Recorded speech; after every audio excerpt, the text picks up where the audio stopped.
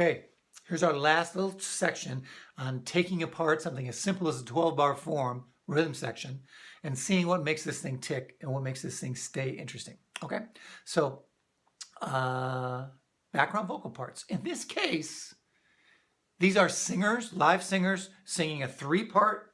Oh, I actually don't have that chart for you with me today, but it's a 3-part vocal section that basically is pulling notes out of the chords that are being played. So the background part guys need to know the chord progressions too, need to know when to change the chords based on first phrase, second phrase, third phrase. And each of them plays one factor of the chord, the 1, the 3, the 5, do, mi, so of each chord. Everybody, they just cover it with 3 guys. This could just as well be 3 horn players, a couple of saxes and a trumpet, a typical R&B rhythm section. They would take the same approach as background singers do. There's always an issue between background horn sections that are backing up a part as opposed to feature horns and how they interact or sometimes fight with the background vocals. But sometimes they can really support them. Always keep your ears on that. If you're a singer, listen to what the background horns are doing. They might be helping you. They might be playing something against you. Be aware of that thing. Know how you fit in the big picture. Okay? Here's where we start with the background parts, and then I'm going to solo those up for you.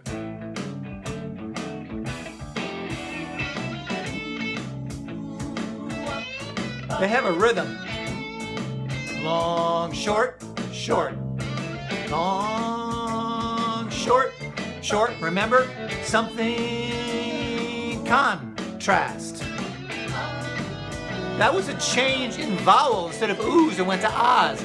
On the 5-chord phrase, the chord that's about tension. And then they lay out forever until they come back in the last verse. Let's just let ourselves hear those guys by themselves, okay? This is the background vocal parts. Often these are called BGVs for background vocals, okay?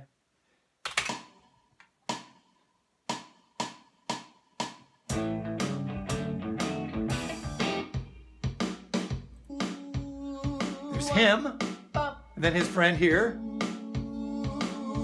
and then their friend, this guy.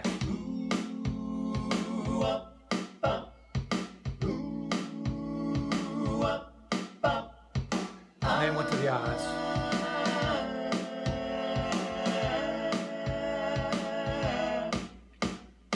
That's it. So let me play that verse for you again. Here it comes. 1, 2, 3, 4. Also notice that they're kind of going. That's called a sforzando or a, as opposed to just and not doing anything with a note. These are humans.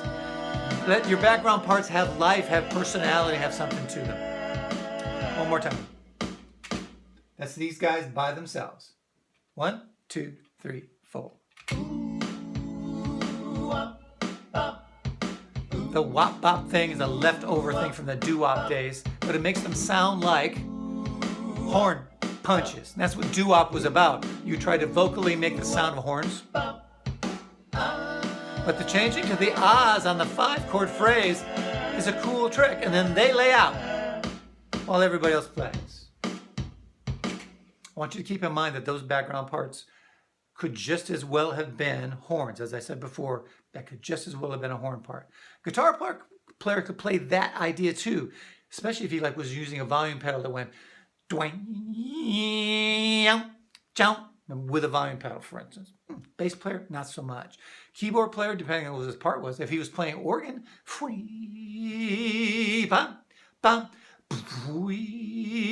that could be doable on this part. All rhythm parts, most of them, can be interchanged between different players.